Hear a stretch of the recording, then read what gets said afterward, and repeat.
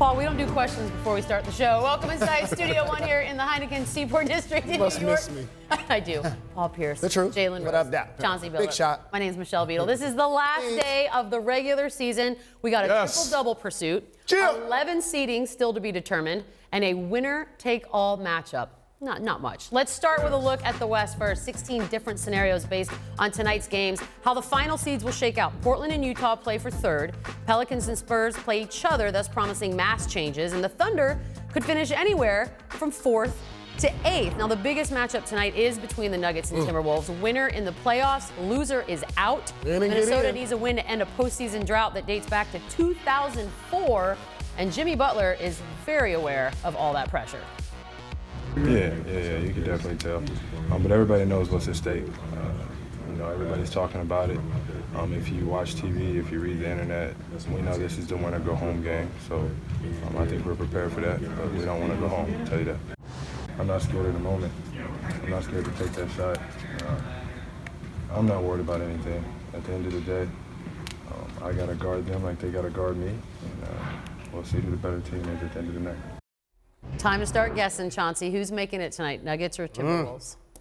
The Denver Nuggets. I mean, I had to start with it. The Denver Nuggets. Biased. Y'all want me to explain it to you? I'll explain it for you. Go ahead. I'll explain it for you. Please. I'm from Park Hill. Okay, got it. Denver. No doubt. Hey, but anyway, here's what I think, right? The pressure's on the Timberwolves. No doubt. They're at home. And the pressure's awfully on that young man, Jimmy Butler, as well. Because he's the leader, he's freshly back to the team, and he's the one that they brought and said, take us over the top. He's probably going to feel a little bit of that pressure tonight, and those shots aren't going. There's no pressure on the Nuggets. They can just hoop. They can just play ball. I got the Nuggets tonight, B. Nationally, there probably isn't somebody on the Nuggets bandwagon more so than me, because I got drafted by that team, but Gary Harris is on a minutes restriction. Yes, he is. They're playing on the road. Jimmy Butler returned for this reason. I got to go with Minnesota. Guess what, Coach? Ain't no minute restriction tonight. Can't be. There can't be. Either we're going home to practice tomorrow or we're going to Cancun. Ain't no minute restriction tonight. All the pressure is on Minnesota. For one, when is the last time you had 2 All-Stars on a team that didn't make the playoffs? Like, if that was to happen for Minnesota, it'll be a very disappointing year. But I don't usually agree with Chauncey. Hey, I tell you what, I'm agreeing with him. Things have changed in New York City, boy. We've been Hey, on the my same man page. here, boy. I tell I you. gotta go with Denver. Well, it doesn't matter what I'm just. I'm just here to host. It does matter. No, I agree. Look, if you go 14 straight seasons missing the playoffs, when you have a roster like Minnesota does, I do think that that's a much bigger slap in the face. That being said, I feel like the Denver Nuggets are as hot as can be in the perfect time. Wow, right? I'm in the minority here. Y'all showing footage of the Joker. And for those that don't know, that's 18, 10, and 6. The last center to average 6 assists, Wilt Chamberlain.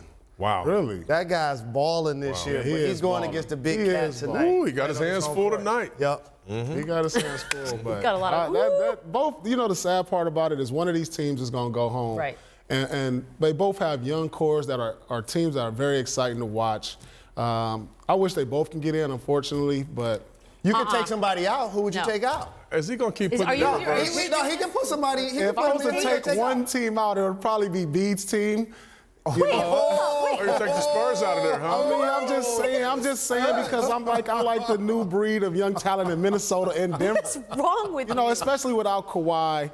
They're just not all the more as reason fun for to them watch. to be there to see what they can do without. I mean, Kawhi. but hey, I just rather see Minnesota and Denver. This just got in the really playoffs. awkward and really personal. We have a really long night ahead of us. You know what? I think we should miss me, Beans. No, let's leave New York for a second. Let's take a nice little trip because our friend Doris is going to be doing some work tonight.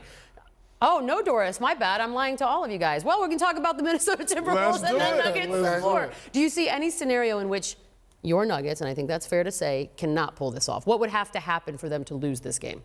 Besides what would have to happen if Big Cat gets going, if Jimmy Butler gets going, and then that bench with Jamal Crawford, if Jamal Crawford can come off that bench, because the Nuggets have a pretty good bench. And they have an X factor that we always talk about. Will Barton. That's Will Barton. So Will Barton, he's and one of my Jamal favorite Crawford players. as X factors can really get going, that can make it tough for the Nuggets. And there's just no experience outside of Paul Millsap, Devin Harris.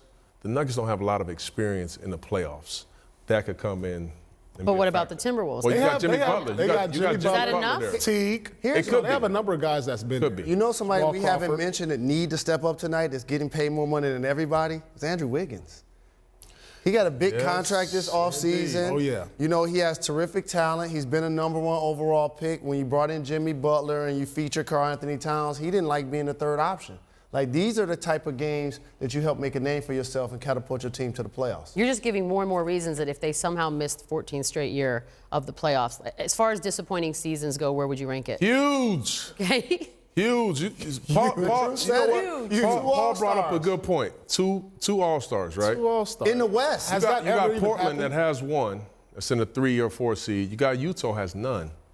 That's in the So 3, for a 4 seed. team like this, who've been assembled this way with a very good coach in Thibodeau, that would be a huge, huge disappointment to miss the playoffs. And also, it really would be. Absolutely, Big Shot. And with that stat right there that is that's a being bad shown, list. you have 2 All-Stars, you have Wiggins, you have the bench you described, and you have home court advantage. You got and Jimmy Butler just rushed back from his injury to be a part of this run. Yeah, I know their excuse is going to be like, we haven't had Jimmy Butler for a good amount of time, but as we all look at this roster, they have enough talent. You got experience, you got youth, you got superstars. There's no reason they should be on the last day of the season fighting for a spot. Early in the year, people were talking about, hey, they can be a 4 seed. They can have home court advantage in the first round. For us to even be talking like this right now, it's already a disappointment in my eyes.